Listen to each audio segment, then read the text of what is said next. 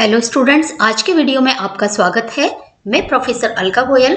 आज हम पढ़ रहे हैं भारतीय संविधान की एक महत्वपूर्ण विशेषता न्यायिक पुनर्वलोकन, और इसका आज हम सेकंड पार्ट पढ़ रहे हैं। स्टूडेंट्स, फर्स्ट वीडियो आपने निश्चित रूप से देखा होगा। न्यायिक पुनर्वलोकन यदि आपको अच्छे से समझना है तो आपको इससे पहला वीडियो मेरा आवश्यक रूप से देखना चाहिए। न्यायिक पुनर्वलोकन का तात्पर्य है व्यवस्थापिका और कार्यपालिका के कार्यों की वैधता की जांच करना, जो कि न्यायालय करता है। और यदि कोई पार्ट या पूरा की पूरा जो विधेयक है या जो कोई कार्य है, कोई कानून है या प्रशासनिक नीति है, यदि वह संविधान के अनुकूल नहीं होती हैं तो उन्हें अवैध घोषित कर सकता है। इस प्रकार से जो न्यायालय है वो संविधान का संरक्षक माना जाता है। यानी हमारे भारत में हमारा जो न्यायालय है वो संविधान की एक प्रकार से रक्षा करता है, और इस प्रकार से वह किसी भी संविधान के किसी पार्ट का या संविधान के किसी भी अनुच्छेद का उल्लंघन हो रहा है तो वह उसको जो विधेयक है अवैध घोषित कर सकता है, या फिर हमारे संविधान के मूलभूत ढांचे पर यदि कोई आघात पहुंचाया जा रहा है तो ऐसी विधि को भी वह शून्य करार दे सकता है। तो ये एक विशेष अधिकार हमारे यहाँ न्यायालयों को मिला हुआ है। अब स्टूडेंट्स, बात आती है कि क्या न्यायालयों को ये करने का अधिकार है, यानी न्यायिक पुनर्वलोकन का क्या उन्हें कोई संवैधानिक आधार है उनके पास।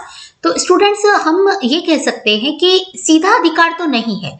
यानी हम स्पष्टतः यदि कहीं देखें तो न्यायिक पुनर्वलोकन का स्पष्ट आधार हमारे यहाँ मौजूद नहीं है, लेकिन कुछ अनुच्छेद जैसे कि 13, 32, 132, 246, 254, 368 या इसी प्रकार के अन्य अनुच्छेद हम देख सकते हैं जिनमें कि इस प्रकार की आशय विद्यमान है कि न्यायालय ये चेक करेगा, ये देखेगा कि कोई भी कानून या प्रशासनिक नीति या कार्य जो कि व्यवस्थापिका द्वारा किए गए हैं और कार्यपालिका द्वारा लागू किए गए हैं वह संविधान की मूल भावना को, मूल ढांचे को नुकसान तो नहीं पहुंचा रहे हैं, उसके किसी अनुच्छेद को नुकसान तो नहीं पहुंचा रहे या उनके विरोध में तो नहीं जा रहे हैं। तो ये एक विशेष हमारे यहाँ अधिकार न्यायपालिका जो है वो कार्य में लेती है। और जैसे मैंने बताया कि बहुत स्पष्टतः नहीं बताने के बावजूद भी न्यायपालिका हमारे लिए तत्पर है कि वो हमारे अधिकारों की रक्षा करे। स्टूडेंट्स, यदि आपको इन अनुच्छेदों के बारे में और न्यायिक पुनर्वलोकन की आधारों के बारे में विस्तार से जानना है तो मेरा जो इससे पहला जो फर्स्ट पार्ट है, ये चूंकि सेकंड पार्ट है, आपको फर्स्ट पार्ट देखना होगा इसके लिए कि वास्तव में इन अनुच्छेदों में क्या दिया गया है। अब कुछ हम ऐसे निर्णय देखते हैं। मैंने कुछ ही निर्णय लिए हैं क्योंकि लंबा निर्णय तो बहुत सारे हैं, वीडियो बहुत लंबा हो जाता और आपके बहुत ज़्यादा समझ में भी नहीं आते। तो कुछ मुख्य निर्णय मैं इसमें लिए हैं जो कि जो व्यवस्थापिका के और कार्यपालिका के जो विधेयक इत्यादि हैं उनके विरोध में, उनको असंवैधानिक घोषित करने के मामले में हम ये कहें कि न्यायिक पुनर्वलोकन या न्यायिक समीक्षा का प्रयोग जहाँ पर न्यायालयों ने किया है। तो इसमें हमारा जो सबसे महत्वपूर्ण जो विवाद है वो आता है गोलकनाथ बनाम पंजाब राज्य का विवाद।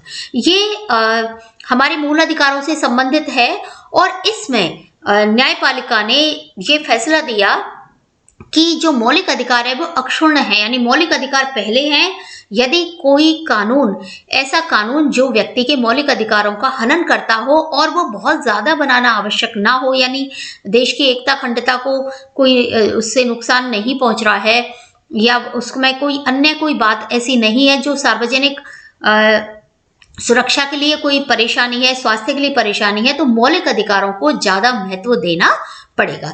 इसी प्रकार एक बैंक राष्ट्रीय अधिनियम से संबंधित एक न्याय था कि उन्हें क्षतिपूर्ति देनी है, तो उसको भी उन्होंने अप्रासंगिक होने के कारण अवैध घोषित कर दिया था कि ये आवश्यक नहीं है।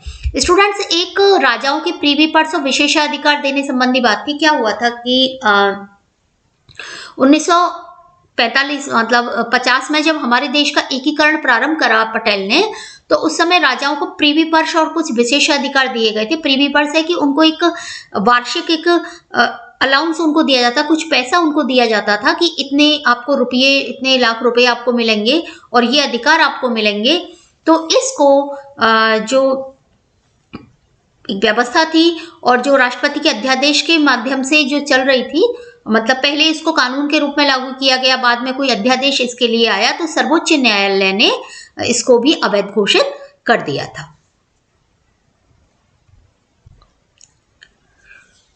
और इसके अलावा एक ये नियम बना था कि जो अखबारी कागज है वो 10 पृष्ठों की सीमा उसकी निर्धारित होनी चाहिए, इतने ही मतलब होना चाहिए, केवल 10 पृष्ठों का। तो इससे संबंधित जो नियम बनाया गया था उसको भी सर्वोच्च न्यायालय ने अवैध घोषित कर दिया, क्योंकि ये हमारी एक तरह से विचारों की स्वतंत्रता पर प्रतिबंध था। अखबार तो मतलब पैसे उसके बढ़ सकते हैं यदि उसमें ज्यादा पेज इस्तेमाल किए गए हैं। इसी प्रकार एक केशवानंद भारती विवाद है जो कि गोलकनाथ विवाद के ही हम इसके एक कड़ी के रूप में इसको देख सकते हैं, जो कि मौलिक अधिकारों से संबंधित था। और इसमें एक ये दिया गया था, जो 25वां संवैधानिक संशोधन अधिनियम की धारा 3 के जो द्वितीय खंड है, और ये 39 का और ख और गा को अवैध घोषित किया था इसमें। और सर्वोच्च न्यायालय ने अपने निर्णय में कहा कि संसद मौलिक अधिकारों में परिवर्तन कर सकती है। ठीक है, परिवर्तन तो कर सकती है, ये वहां पर वो निर्णय जो है गोलकनाथ वाला वो यहाँ पर थोड़ा अपोजिट जा रहा है, लेकिन संविधान के मूल ढांचे पर आघात पहुंचाने वाले संशोधनों को न्यायालय असंवैधानिक घोषित कर सकता है। यानी कोई यदि संशोधन किया है संसद ने, पहले तो ये था कि संशोधन में न्यायालय कुछ नहीं कर सकता, लेकिन अब ये कर दिया कि संशोधन में भी न्यायालय अवैध घोषित संशोधन को भी कर सकता है यदि वे संशोधन संविधान के मूल ढांचे को आघात पहुंचा रहे हैं। अब मूल ढांचा क्या है, मौलिक अधिकार संबंधी विवाद क्या है स्टूडेंट्स, मैंने इस पर भी एक वीडियो बनाया हुआ है। मैं आपको अभी इसका लिंक जो है डाल दूंगी वीडियो के अंदर ही, और मैं इसको बाद में कार्ड के रूप में भी आपको डाल दूंगी, आप देख लीजिएगा इसको। मेरे वीडियोज में जैसे ही आप मेरे चैनल को सब्सक्राइब करेंगे, मेरे इससे संबंधित सारे वीडियोज आपको मिल जाएंगे। अब है न्यायिक पुनर्वलोकन का महत्व, यानी न्यायिक पुनर्वलोकन का क्या महत्व है, क्यों ये हमारे संविधान में है। तो देखिए, ये तो हमारे लिए सबसे ज्यादा महत्वपूर्ण है, क्योंकि ये हमारे नागरिक मतलब जो है मौलिक अधिकारों की रक्षा करता है और हमारे संविधान की सर्वोच्चता को बनाए रखता है। क्योंकि हमने इतना लंबा संघर्ष किया है हमारे अधिकारों के लिए, तो उसको बनाए रखता है ये। और साथ ही संविधान को तो बनाता ही है विधायिका और कार्यपालिका, यदि कोई गलत कार्य करते हैं, यदि वो स्वच्छंदता बरतते हैं, तो उनकी शक्तियों का दुरुपयोग होने से उन्हें रोकता है, उनकी जांच करता है कि कोई भी कानून उन्होंने बनाया है कहीं वो हमारे अधिकारों का हनन तो नहीं कर रहा है। तो ये बहुत ज्यादा महत्वपूर्ण एक विशेषता हमारे संविधान की है, न्यायिक पुनर्वलोकन की।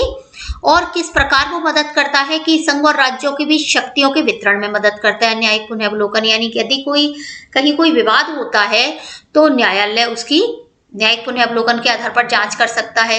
इसके अलावा न्यायपालिका स्वतंत्र है और स्वतंत्र रूप से कार्य करती है। प्रत्येक अंग के कार्यों को स्पष्ट रूप से हमारे यहाँ परिभाषित किया गया है। इसके अलावा नागरिकों के मौलिक अधिकारों की गारंटी भी न्यायिक पुनर्वलोकन देता है, और हमारे संविधान में अधिकार सुरक्षित है, हम अच्छे से अपने अधिकारों का प्रयोग करते हैं, इसका बहुत बड़ा श्रेय न्यायिक पुनर्वलोकन को जाता है। अब है न्यायिक पुनर्वलोकन की सीमाएं, यानी न्यायिक पुनर्वलोकन कहाँ काम नहीं करता है। तो स्टूडेंट्स देखिए, न्याय पुनर्वलोकन केवल सर्वोच्च न्यायालय और उच्च न्यायालयों तक ही सीमित है। जो सेशन कोर्ट है यानी जिला न्यायालय इत्यादि या निचले न्यायालय हैं, वहां पर यह काम नहीं करता, इसकी सीमाएं केवल यहीं तक है।